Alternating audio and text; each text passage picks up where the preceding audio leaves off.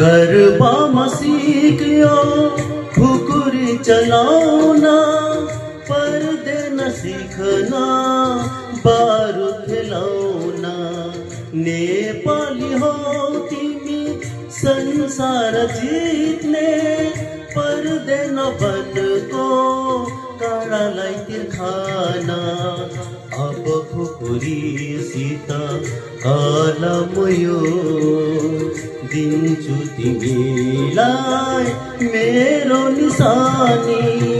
वीरताको चिनो वीरको सन्तान, शहीदको राग लहरेको निशानी।